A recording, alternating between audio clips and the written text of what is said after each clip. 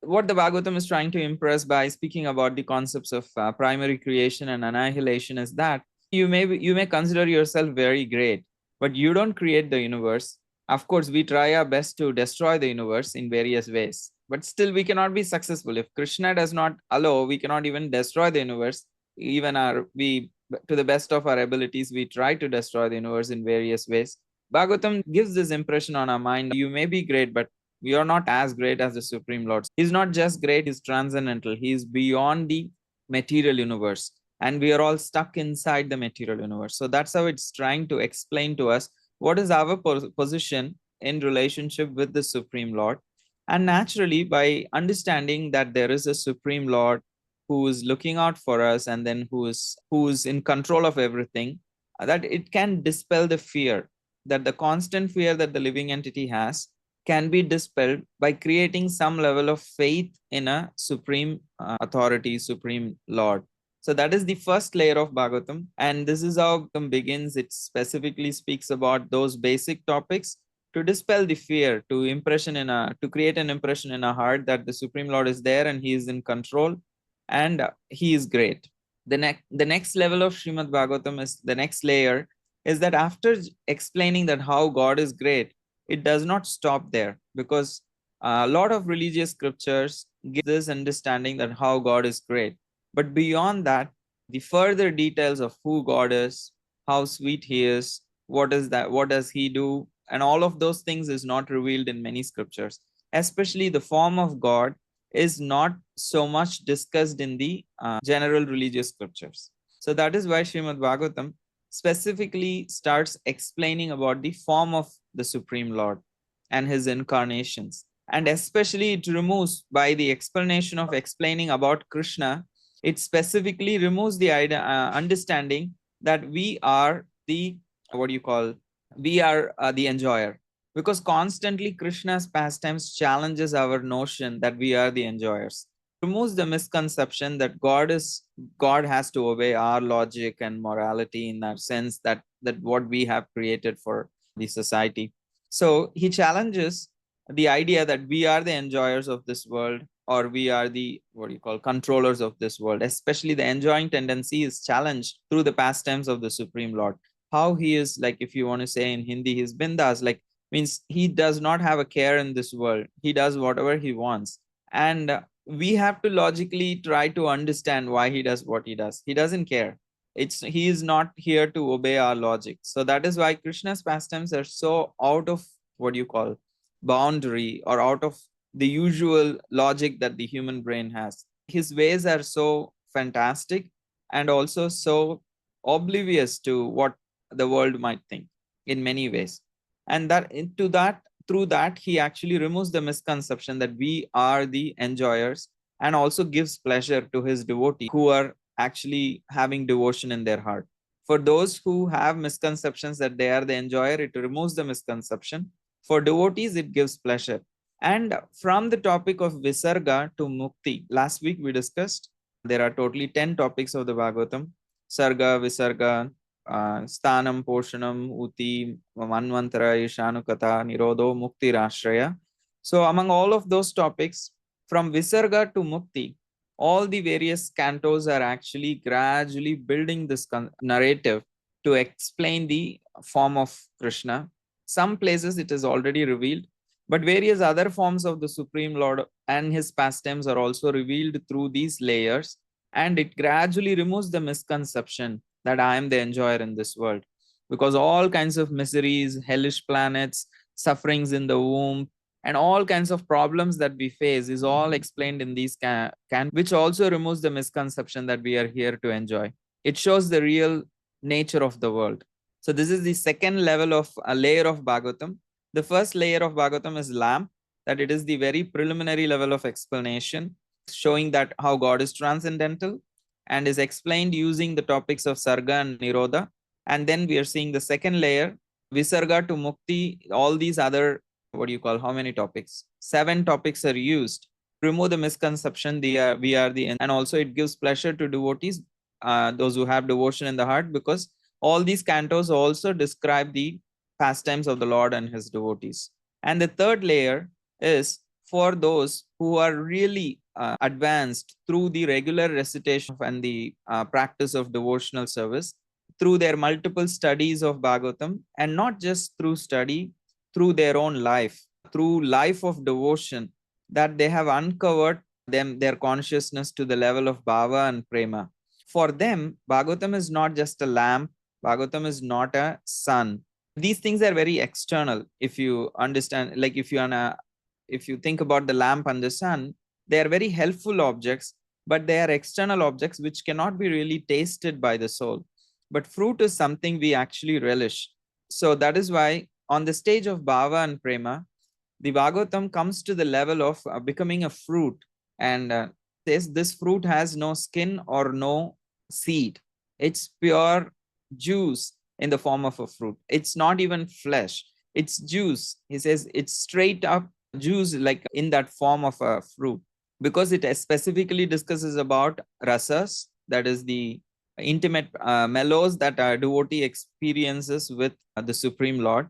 Specifically, out of all rasa, the highest layer of Bhagavatam explains Madhurya Rasa, which is the loving pastimes between Radha and Krishna, and speaks and shows what it means to practice Uttama Bhakti through the moods of Radharani in the, what you call, Brahmara Gita and Venu Gita and all these places where they are showing intense separation and love for Krishna and complete surrender.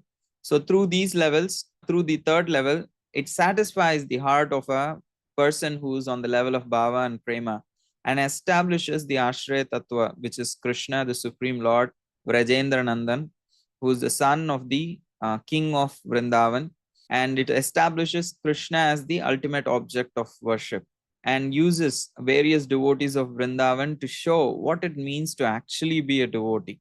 So this is the third layer of understanding Srimad Bhagavatam that it offers. The other layer is called as Mohini Murti. That is, Bhagavatam, though everything is written down very clearly and there are translation and purports, there is n number of commentaries on Srimad Bhagavatam by various previous acharyas. However, if someone approaches Bhagavatam in a purely scholarly way and thinks this is another book, I'll just read, I'll just understand, and then I will become a scholar, then it does not work like that. Because Vishwanath Chakravarti Thakur says, Bhagavatam also acts like Mohini Murti. It has a pot of nectar to offer. But Mohini Murti, she had a pot of nectar, but she deceived the demons and she only fed the devotees. Similarly, when someone does not have devotion, they may read so many things in the Bhagavatam, they will get stuck with so many unnecessary things. They will not be able to relish the nectar that the Srimad Bhagavatam actually wants to present. So that is why attitude is very important. A lifestyle of devotion practice is very, very important for the for understanding Srimad Bhagavatam. So it acts differently for different people, for devotees and one who does not have inimical attitude towards Krishna. Then they will read and they will construe some wrong meanings and they will go on with their own conditioned level of existence. Bhagavatam will not deliver them from that ignorance. So that is why Bhagavatam is compared to Mohini Murti. So without bhakti, one cannot understand Bhagavatam. So these are the four layers. So this is the first topic for the discussion today. Actually, I'm just not so clear about, especially the first layer, where you were saying that when we see how insignificant we are in this creation, right? Mm-hmm. That one thing that will inspire us to run to Krishna for shelter, it will also show us that we're not the enjoyer. So there's a gap between these two statements for me that I'm not able to fill so well. You know, how is it that by feeling so insignificant that's going to inspire my bhakti? If there, assuming there is a little bit of devotion, Oh, there has to be a little bit of devotion. there has to be a little bit of devotion, because Bhagavatam's seed is also very much like bhakti. It comes from Bhagavatam is never a self-study book. It needs to be heard from another person, and the bhakti will be inspired from the other person's heart. So there needs some level of little shraddha and little bhakti. However, still we have a lot of ego. Despite having devotion, we do have ego. So that ego is being like surgically removed through these sections of Sarga and Nirodha. And also, Vishwanath Chakravarti writes, why after explaining everything, at the end, Shukadeva Goswami in the 12th canto discusses like annihilation. Like he just spoke about the sweet pastimes of Vrindavan, all kinds of rasas, very intimate pastimes, and everything was discussed in 10th canto. And then he took a strong philosophical approach in the 11th canto. And 12th canto is outright like tormenting because it's dissolution of all types of dissolution, like the universal dissolution, the partial dissolution, the and the bodily dissolution, all kinds of, it's very intense kind of a topic. So Vishnu Chakravarti explains how, because Parikshit Maharaj is going to leave his body, yes, he did hear all the pastimes of, but even if there was a little tinge of attachment to this world, Shukdev Goswami wants to make sure that he wants to remove it from the heart of Parikshit. So he goes a strong philosophical approach in Canto 11, discussing about all sadhanas and showing that everything, how everything is inferior to like other than just practicing and achieving Krishna, practicing bhakti and achieving Krishna. And then he shows, even if you are a king and then this material world is amazing, still everything will be taken away, including your own body will go, the kingdom will go, not just the kingdom, the whole universe will go. So he, to create kind of a, what do you call, like detachment from the heart. So we do have devotion, still we have a lot of ego and attachments. So Bhagavatam is like taking a very systematic approach to dispel all our attachments, so that when we come to the 10th canto, we will be happily able to attach ourselves completely to Krishna.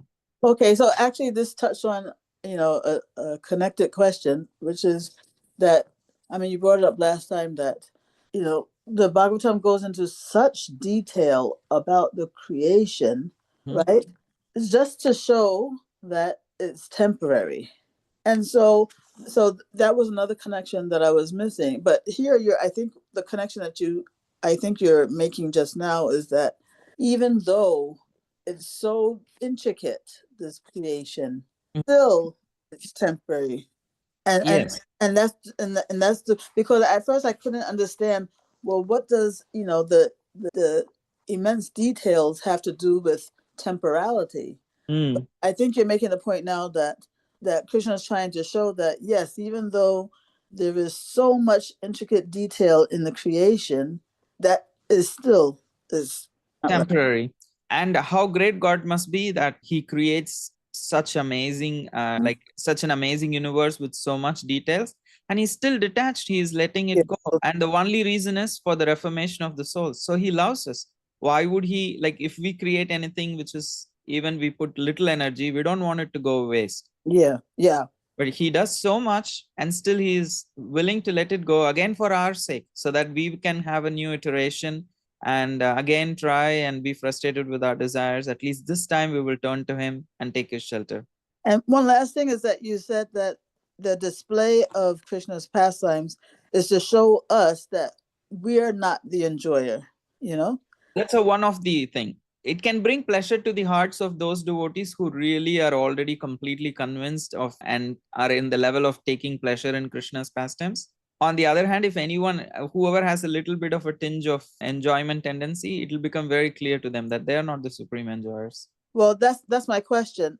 It will become clear to the average sadhaka, because the average sadhaka will feel that his own enjoyment pales in comparison to Krishna. Yes, 16,108 queens, 16,108 palaces. Everything is replete with gems and pearls, and each wife has 10 kids and one daughter, and just like it's crazy. And then the Lord appears as a small dwarf and then covers the whole three planetary systems, or he comes as a boar and then lifts the whole earth, or as a tortoise, he holds the whole Meru mountain. So it's all like so wonderful, and it's like so like fantastic for a human mind to comprehend. Oh, yeah, I think that's why I wasn't comprehending. It's too Even me not. beyond me. It just went right over my head. Thank you. So that we now covered the different layers of understanding Srimad Bhagavatam. So in our first reading, we may not be able to get everything. So the reason for explaining these layers of Srimad Bhagavatam is, when we try to read Bhagavatam, we need a lot of patience. It's not going to happen in one study, one course, one reading. It's a lifelong project. So here we are trying to help and inspire each other so that we can continue to understand the importance of Bhagavatam and continue to engage with it. And some understanding can help inspire us to continue to study. However, in the initial study, one layer of meaning will become clear, and in further hearing and reading and practice of devotion, the further layers will become clear. So it's a gradual project. So in your first reading, don't think much, just read as much as possible. So if you haven't started your first reading, on the side, at least read translations of different of the chapters in the order whenever you get time. Whether you understand or not, just keep reading. With every layer, something will go, and then it will become more and more clear. So that's one of the reasons we discuss this layers of the Srimad Bhagavatam.